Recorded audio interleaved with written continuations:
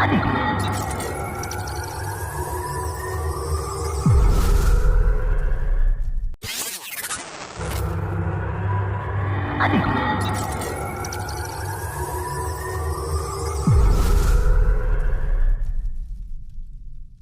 متابعين قناه راي عام وصفحه عاجل على الفيسبوك. جريمه بشعه شهدتها قريه المجفف التابعه لمركز ديار بنجم بالشرقيه بعد ما قامت زوجها باشعال النار في زوجها بعد ما دست له السم في العصير. كيسين سم يا جماعه دستهم الزوجه في العصير، وعقب فقده للوعي قامت بربطه على السرير وتكميم بقه بلاصق عشان ما يقدرش يستغيث بالجيران او اي حد من ابناء عمومته اللي كانوا جنبه ساكنين جنبه، وسكبت عليه البنزين واشعلت النيران في جثته حتى تفحمت بمحتويات الغرفه بالكامل. تفاصيل الجريمه البشعه دي بدات بتلقي اللواء محمد صلاح مدير امن الشرقيه بلاغ من مركز شرطه ديار بنجم بوجود جثه شاب في العقد الثالث من العمر داخل منزله وبه اثار كدمات وحروق بانحاء متفرقه من الجسد، وتبين المجني عليه 31 سنه بائع مشروبات ساخنه ومقيم بقريه المجفف بدائره قسم شرطه ديار بنجم الشرقيه، وتحرر المحضر اللازم. واختارت النيابه العامه التي صرحت بدفن جثه الضحيه بعد تشريحها، وقررت حبس المتهم على ذمه التحقيق، وكلفت المباحث باجراء التحريات لكشف تفاصيل الواقعه. واللي قال فيها شقيق المجني عليه ان زوجة المجني عليه قاموا بوضع ماده سامه مخدر داخل كوب عصير قدمته الزوجه للمجني عليه، والزوج شربه وبعد كده لفظ انفاسه الاخيره. وما اكتفتش الزوجه بالجريمه ديت ان هي سمت جوزها، لا، وقامت بربطه في السرير واحضرت 6 زجاجات بنزين وسكبتهم على جثته واشعلت النيران في داخل غرفه النوم ولازم بالفرار. بيتكلم عن الواقع صديق المجني عليه اللي هو يوسف المصري، بيقول ان محمد عسكر الضحيه مقيم بقريه المجفف ويعمل على عربيه لبيع المشروبات الساخنه بشبرا الخيمه، ومتزوج منذ 10 سنوات ومعه ولدين، خالد 7 سنين وادم 6 سنين، وكان معانا يوم الثلاث الماضي ونزل الشرقيه لزياره اسرته، ويوم الاربع سمعنا بوفاته الذي احزننا جميعا وان زوجته وراء الحادث. هو بيتكلم عن اخلاق محمد، بيقول محمد شاب مهذب وعلى خلق وسيرته طيبه، ولم نسمع اطلاقا عن وجود خلافات بينه وبين زوجته، والناس كانت بتحبه، وباذن الله حق محمد هيرجع. وكشفت التحريات ان الزوجه سكبت البنزين على جسد زوجها وقت نومه واغلقت الغرفه بعدما اشعلت النيران التي اودت بحياه المجني عليه محمد 31 سنه، وتسبب الحريق في انهيار احد جدران الغرفه. فيما جرى ضبط الزوجه المتهمه بمواجهتها اقرت بارتكاب الواقعه على النحو المبين في التحقيقات، والعرض على جهات التحقيق التي قررت حبسها على ذمه التحقيقات 4 أيام على ذمه التحقيق. بيقول عم المتهم اهل قريه المجفف بالشرقيه في ديار بنجم يعيشون صدمه من هذه الحادثه وما فعلته الزوجه، كده ان جميع متطلباتها كانت مجابه، وليس كما تدعي انها كانت تعاني من ازمه في المعيشه مع ابن شقيقه. وقال انا ما اعرفش حاجه عن حوار البنزين، هي دلقت بنزين او دلقت اي ماده او الماده المشتعله كانت ايه، استخدمتها في حريق ابن اخويا وهي رمت عليه حاجه وهي كانت مدبره الحاجه، والشكل كله بيقول كده. وبيقول ان وقت الحادث كان معاها ابنها ادم. الطفل قال لضباط المباحث انا قلت لماما ان في نار خارجه من الاوضه، ولما خرجت من البيت صوتت وهي قافله عليه الباب ورمت المفتاح في الشقه والغرفه انفجرت من شده المواد المستخدمه في الاشتعال. جريمه بشعه يا جماعه، زوجه فعلا جبروت، امراه زي ما بيقولوا. اللي احنا شايفينه دوت مش جريمه قتل عاديه، ده جبروت، ده حقيقي جبروت. تعالوا نتكلم عن الست قالت ايه في النيابه واقوالها كانت ايه. قالت في النيابه الست انه ضربها وبيتها على السلم فحرقته بالبنزين. تعالوا نتكلم عن تفاصيل من وجهة نظر الزوجة في أقوال النيابة. الزوجة المتهمة عزة اللي بتبلغ من العمر 31 سنة تبين من التحريات إنها قد استغلت وقت نوم زوجها وسكبت عليه زجاج بنزين، وباقي الزجاجات الست سكبتها كذلك في الغرفة وأشعلت النيران وأغلقت باب الغرفة عليه لتلتهمها النيران وتؤدي بحياة زوجها، وتسبب الحريق في تهدم أحد جدران الغرفة. التحريات أكدت أن الزوجة المتهمة قد قتلت زوجها المجني عليه محمد البالغ من العمر 30 عاما جراء خلافات زوجية بينهما، وسبق اعتداء عليها بالضرب ليلة الواقعة. استبين أن الزوجة قد تركت طفليها الاثنين رفقة والدتها، فعاتبها الزوج على ذلك ووصل الأمر به إلى الاعتداء عليها بالضرب، وسابها بات على سلم المنزل، فما كان منها إلا أنها انتقمت منه بقتله حرقا. وقت نومه، وجرى ضبط الزوجة المتهمة وبمواجهتها، وأقرت بارتكاب جريمتها على النحو المبين في التحقيقات، فيما جرى نقل جثمان إلى مشرحة مستشفى ديار بنجم المركزي، وبالعرض على جهات التحقيق في مركز شرطة ديار بنجم. قررت انتداب أحد الأطباء الشرعيين لتشريح الجثمان وبيان سبب الوفاة وكيفية حدوثها، وصرحت بالدفن عقب الانتهاء من الصفة التشريحية قبل أن تأمر بحبس الزوجة المتهمة لمدة 4 أيام على ذمة التحقيقات. دي يا جماعة جريمة اللي حصلت في الشرقية بكل خسة بكل ندالة. سمت جوزها، ربطته في السرير، حطت بلاستر على بقه عشان ما يستغش، عشان ما يتألمش حتى ولا يستغيث بالجيران. احنا قصاد جريمه بشعه، احنا قصاد جبروت امراه فعلا بكل ما تحمل الكلمه من معنى. ربنا يعافينا يا رب. انا هسيبكم مع تقرير مرفق مع الفيديو لشكل الشقه والاقوال اخوه. حاجه مؤسفه بجد. ربنا يعافينا ويبعد عننا كل شر. الخوف ان يبقى فيها كذا عزه في كل بيت، دي مشكله، دي جريمه كبيره. ربنا يعافينا يا رب. اللهو بيجي في لحظه. ربنا يبعد عننا وعنكم كل شر يا رب. اسيبكم مع التقرير. شكرا جدا ليكم. سلام عليكم.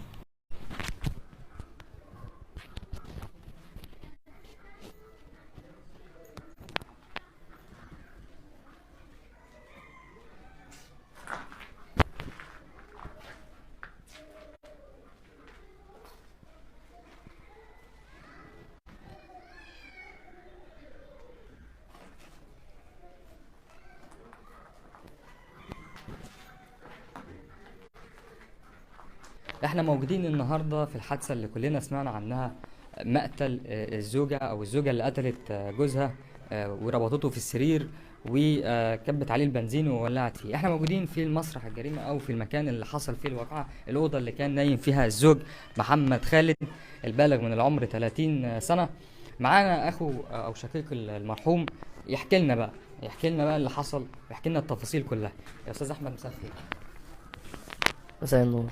احكي لنا بقى يا فندم ايه اللي حصل، وعرفت الحادثه دي ازاي؟ احنا عايشين اصلا في القاهرة، فهو بيجي زيارات كده. يعني هو شغال في القاهرة هو كمان، بينزل كل ما ربنا بيكرمه يعني في شغله وكده. بينزل 4 ايام، بيقعد مثلا اسبوع في القاهرة، ينزل 4 ايام يشوف ولاده، يشوف متطلباتهم الشرقية كده. هنا. في الشرقية تمام. وبيته هو قاعد لوحده فيه. تمام. يعني ولا في حد بيضايقه، ولا في حد بيشاركه في البيت، ولا اي حاجة. وقت حدوث الحادثه دي كنت حضراتكم فين؟ كنتوا موجودين؟ لا، احنا ما كناش نعرف اصلا. احنا اللي عرفوا هم قرايبي اللي موجودين في الشارع، وخالاتي وخالي تمام. وجيرانه في الشارع. وهم اتصلوا عليكم وعرفوكم؟ اتصلوا علينا، قالوا لنا في حد مقتول جوه الشقة، والشقة مولعة، وحد مولع جوه في الشقة.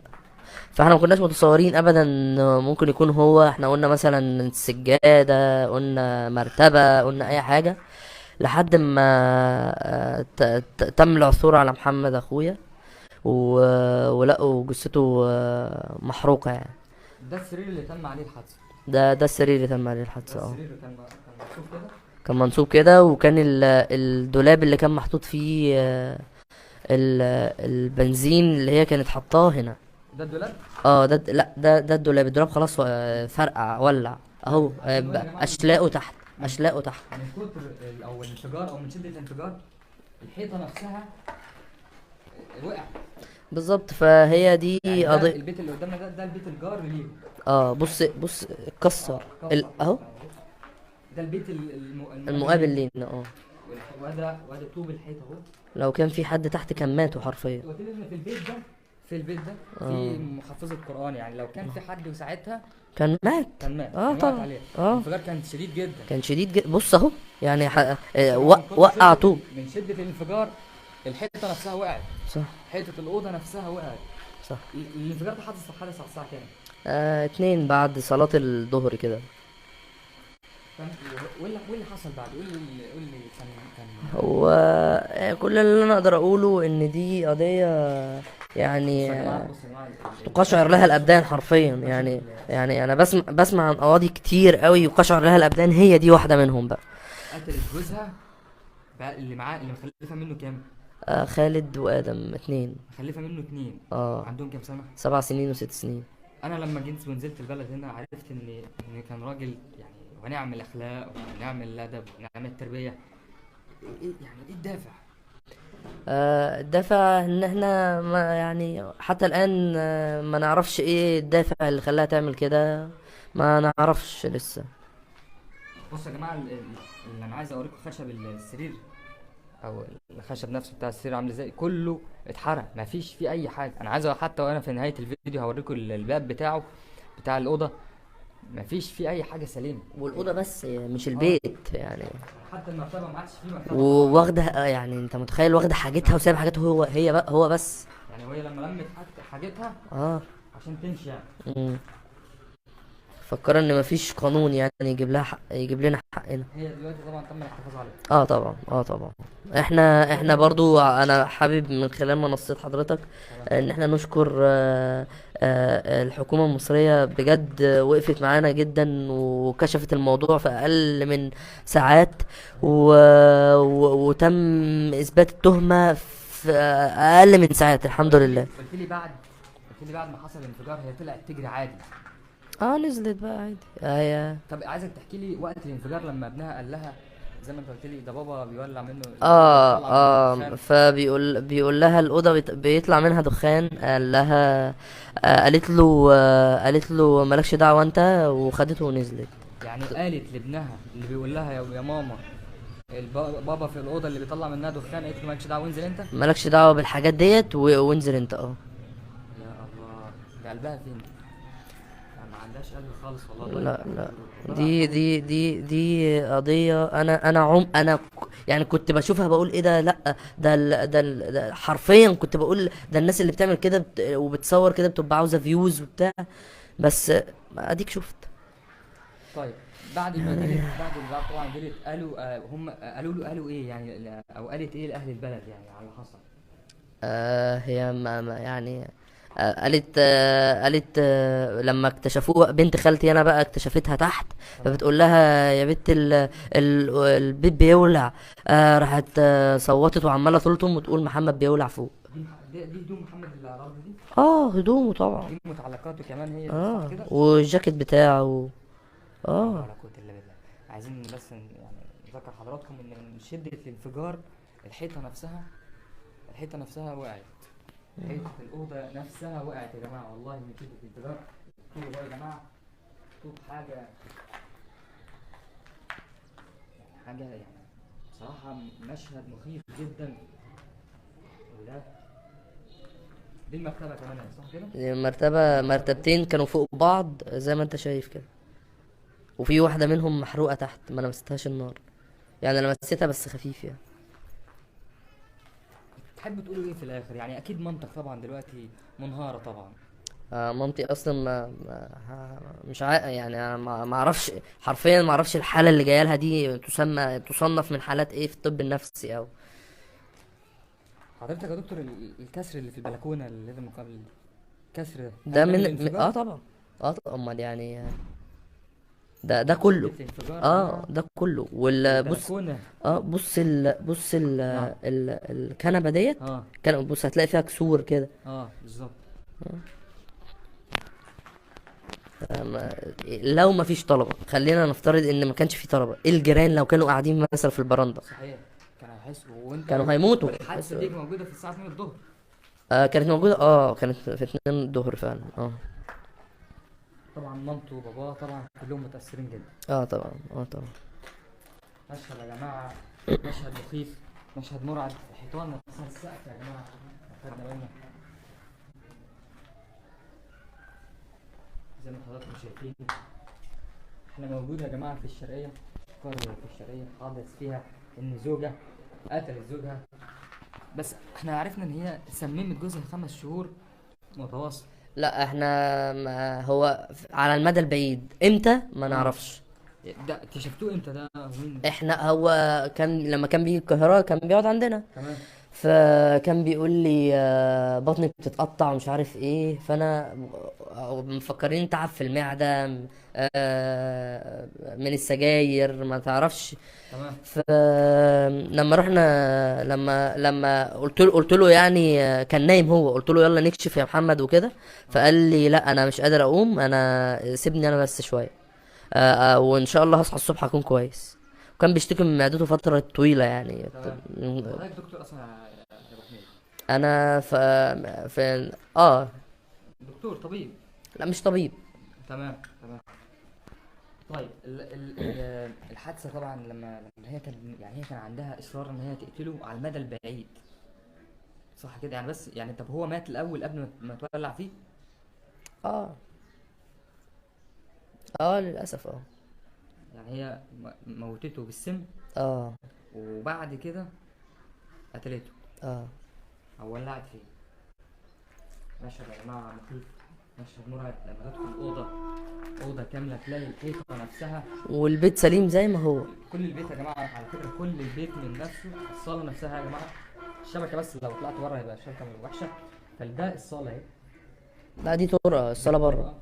وده الاوضه، يعني كل الشقه نفسها سليمه ما عدا الاوضه اللي احنا فيها اللي حدث فيها الانفجار. بالظبط. حتى وصلات الكهرباء نفسها ضغط. ما هو قفلوا الكهرباء، منعوا الكهرباء عن البيت. عايزك بس تعيد تاني ان ابنها الكبير خالد، ابنها خالد الكبير. قال لها ان بابا، احكي لنا القصه دي تاني. قال لها في دخان بيطلع من غرفة بابا يا ماما. وهي لم تستحق الأمومية أصلا. ف فقالت له مالكش دعوة بالكلام ده، وخدته ونزلت. الاولاد فين طيب دلوقتي؟ معانا أكيد. طبعا باين عليهم الحزن طبعا. طبعا أكيد. صوت طبعا اهل او لو انا لما نزلت البلد هنا وسالت على كانت اخلاقه كانت عامله ازاي، مفيش حد قال لي غير ان هو كان ونعم الناس وكان ونعم الاخلاق، وكان مسافر علشان يصرف عليها ومتغرب علشان خاطرها. طبعا. صح طبعا. طبعا. ده الجاكيت بتاعه. ده الجاكيت بتاعه جايبينه من شهر. اللي هو الزيتي ده. الاورنج من جوه ده. اللي هو ده. مم. ده كان الجاكيت بتاعه. وهي خدت اللي كان جاي بيه كمان. وهي خدت حاجتها ولمتها ومشيت هي. زي ما حضراتكم شايفين يا جماعه، اللي بيسأل الطوب ده الطوب بتاع الحيطه دي، بتاع الحيطه اللي حصل فيها، اللي من شده الانفجار وقعت. مشهد مخيف، مشهد مرعب، لما انفجار من شدته حيطه كامله تقع، ريح كامل يقع، وقع طبعا على الجيران، وكان ممكن يسبب لو حد كان قاعد هنا في الجنينه دي كان ممكن زمانه دلوقتي مات مثلا. طبعا هدومه اهي. هدوم المتوفي محمد، المرحوم محمد، ربنا يرحمه يا رب. احنا برضو يعني لولا الحكومة والنيابة وكل الناس اللي جت، احنا بجد بنشكرهم جدا. احنا لولاهم احنا ما كناش وصلنا لكل ده، لان هي فعلا يعني قضية فعلا. يعني اول ما تسمع بس ان انا يعني مش، ربنا يرحمه ويغفر له. تقطع القلوب. خش على الأذان فعلا، والله فعلا. دي حقيقة. ان زوجة. فاحنا بنشكر جدا جدا رئيس المباحث، وهو على حد علمي يعني هو رمزي بيه. بشكره من خلالك اكيد جدا. و... وبنشكر كل القائمين من رجال الشرطة اللي ساعدوا ان يتم اثبات التهم في اقل من 24 ساعة. وشكرا جزيلا جدا. طب في سؤال مهم جدا يا دكتور. لما حدث الانفجار هل انتم كنتوا موجودين في البيت؟ احنا كنا في القاهرة اصلا. احنا كأهله احنا كنا في القاهرة، احنا عايشين في القاهرة. تمام، ده مهم. بالظبط. فاللي وصلنا تعالوا في حريقة في بيت محمد، وما قالولناش ان محمد مات. بس بعد كده بقى لما قلنا لهم طيب يا جماعة احنا هنيجي اهو، قال لا دلوقتي حالا. فعرفنا على طول ان في حاجة كبيرة. وهو كان محمد. وهو كان محمد. هل اللي قتلت جوزها، مش هقول زوجته طبعا، هل قتلت زوجها هي من عندكم البلد ده؟ ما في حراسات من الشرطة على بيتهم اللي في اول الشارع. يعني بيتها هي اصلا موجوده من البلد هنا. هي من البلد، من اهل البلد. طب اهلها ما فيش تواصل؟ اهلها نفسهم ما قالوش حاجه؟ ما اعتذروش؟ ما فيش اي حاجه؟ ولا اي حاجه. ده بيقول لك هو اصلا على حد علمي يعني ان هو ممنوع حد يبيع بنزين في بيوت. هو ابوها بيبيع بنزين، فهي واخده اصلا البنزين من عند ابوها اكيد. كنت لسه هسألك والله، هي جايبه البنزين منين وازاي بالظبط. عانيته اصلا؟ دي حاجه انا ما اعرفهاش، يعني صدقني ما اعرفش التفاصيل دي خالص. طب هي ربطت زوجها في السرير؟ ما اعرفش برضو التفاصيل دي صدقني يعني. تمام. التفاصيل دي كلها هتلاقيها مع النيابه ومع الشرطه.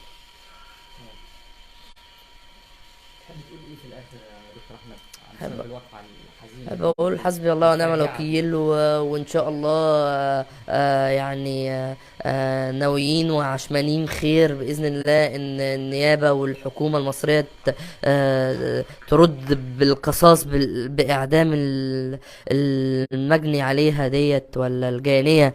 جميلة طبعا. طبعا الجانيه القاتله المجرمه. قاتله، لا مفيش لفظ يعني غير القاتله اه المجرمه طبعا. فعلا. طبعا. حادثه فاجعه. فاحنا كل اللي احنا محتاجينه واللي احنا عشمانين فيه ان اعدام ثم اعدام ثم اعدام بس، وعشان دمنا بس يرتاح 1%. ودم مامته طبعا واهله باباها طبعا. 1%. احكي لي شعورها كده اول ما عرفت ان الخبر ان محمد طب ما ابنها- اغمى عليها. انا اصلا ما كنتش معرفها حتى لما جينا. ده الكبير هو محمد الكبير مم. ابنها الكبير. طب ايه اللي حصل؟ انت كنتش معرفها؟ ما كنتش معرفها وقفلت الثلاث تليفونات. انا عرفت لما اضطروا انهم يقولوا لي. انا عرفت، كلمت اختي انهارت جدا. اختي احنا عايشين كلنا في القاهره، تمام. اختي متجوزه كمان في القاهره. تمام. فرنيت عليها جت على طول و... وانهارت اكيد. فكان لازم اعرف اختي عشان تبقى موجوده معانا. انا فكرت كده كمان وانا في العربيه ماشي. نعم. انا واخد العربيه ماشي. قفلت الثلاث تليفونات ابويا وامي وانا عشان ما حدش يجيب يتصل بينا وامي تشك ولا حاجه. واحنا في الاتوبيس واحنا في العربيه. اتوبيس ايه بس؟ احنا في العربيه. واحنا في العربيه امي بتقول لي انا قلبي مقبوض. انتوا راجعين على وهي انتوا والله راجعين ما هنا. كانت تعرف. اه. والله ما كانت بتقول لي احنا رايحين. احنا مش متعودين ان احنا يلا يلا يلا يلا. البلد كانت جايه من الشغل. امم. يلا يلا يلا. وكان قلبها مقبول. والله كانت بتقول لي انا قلبي مقبوض. بتحس. اكيد حاسس. اكيد اكيد اكيد. ربنا يرحمه. يا رب يا ربنا رب يرحمه وينتقم من آمين يا رب. واكيد القصاص آمين. طبعا موجود. يا رب طبعا العدل يا رب. موجود في- ده اللي احنا محتاجينه. مش محتاجين تاني اي حاجه تاني. ان شاء الله. والله ما محتاجين اي حاجه تاني. ان شاء الله يبرد قلوبكم ويبرد ناركم ان شاء الله باذن الله الحمد بالقصاص لله. العادل ليكم، وتحققوا كمان العداله آه. اللي انتوا تستاهلوها، ويبرد نار امه. انا حاسس بامه اكيد اكيد. ابنها دلوقتي يعني قلبها دلوقتي متقطع على ابنها. طبعا. انا يعني قلبي عندك يا دكتور احمد الله والله. يخليك. قلبي عندك. الله يخليك. ويعني مش ما عنديش حاجه غير ان اقول ان ربنا يرحمه. يا رب ويعني ربنا يرحمه. يا رب.